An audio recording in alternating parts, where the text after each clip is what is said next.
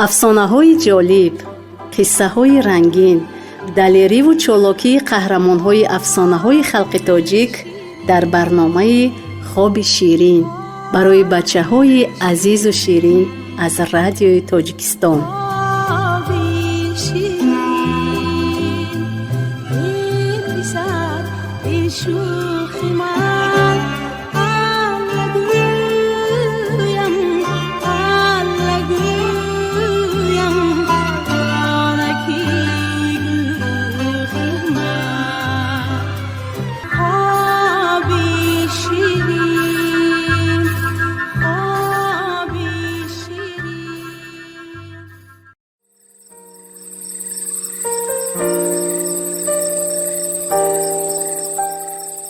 عزیز جان، بله بیبی جان. پیش از خواب رفتن با من گوی که همین روز چند صفحه کتاب خوندی؟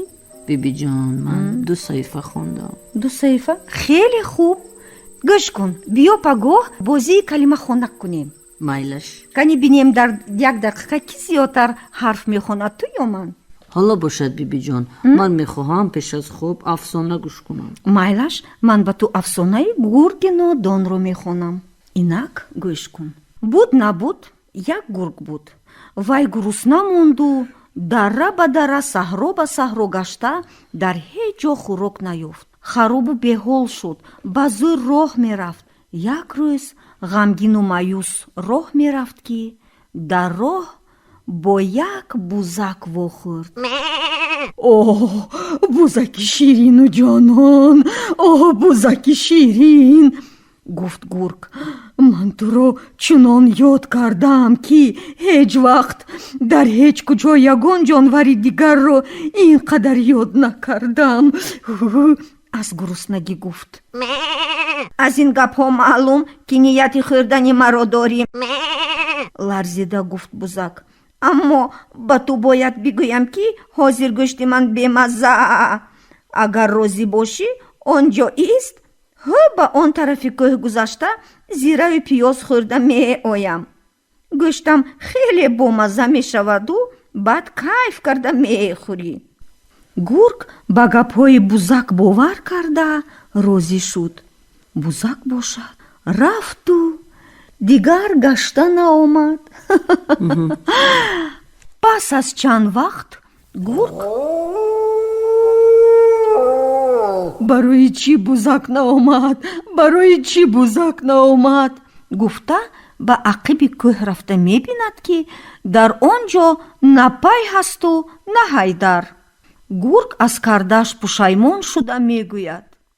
ای گرگی نالان، احمق و نادان، دیدی که بوزک بخور با مزک. گوشت گو تیار، آزیره چی در کار. نخواد بی پیاز، گوشت نغز و ساز. بی مزه باشد، بی لذت باشد. خوراک نداری، هم بی مداری.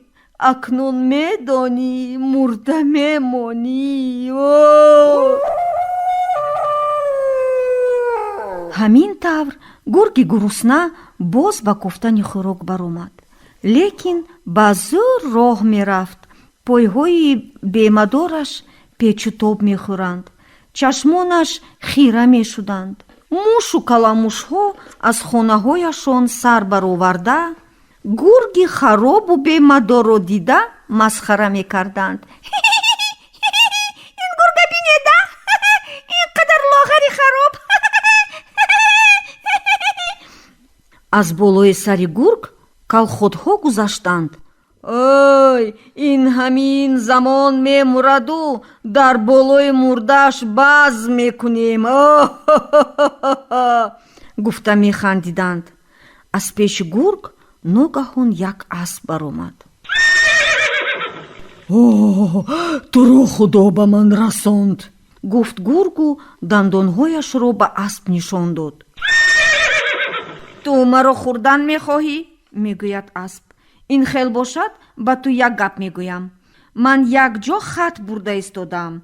این خط تقدیر گله اسبان را حل میکند. агар як дамакак сабр кунӣ, зуд баргашта меоям, баъд маро мазза карда мехӯрӣ. ту ҳам бузакбарин маро фиреб доданӣ ҳастӣ? гуфт гург. ту хатпат надорӣ, дурӯғ мегӯӣ. дорам, гуфт асп. дошта бошӣ, нишон деҳ, талаб кард гург. дар таги пои рости ақибам, гуфт асп. бовар накунӣ, омада худат бин. гург ба ақиб гузашта ба таги пои рости асп нигоҳ карданӣ мешавад ки асп гӯшашро сих карда чунон ба манаҳаш лагат зад ки ҳамаи дандонҳояш шикаста рехтанд. гург беҳуш шуда афтод. асп хандида чорхез карда гурехта рафт. гург баъд аз чанд вақт ба ҳуш омада мебинад ки ҳам асп аз даст рафтасту ҳам бедандон мондааст. вай нолону гирён худ ба худ ҳасрат карда мегӯяд: гурги нолон, аҳмақу нодон, аз дур диди асп, дар равраву часп.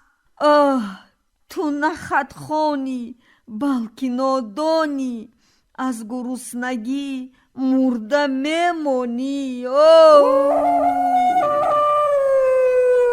гург ҳарчанд зӯр зад, аз ҷояш хеста натавонист ва оқибат аз гуруснагӣ мурд. бачаҳо, азизҷонро хоб бурдааст. шумо ҳам рафта хоб кунед. خوبی شیرین با شما بچه‌های عزیز.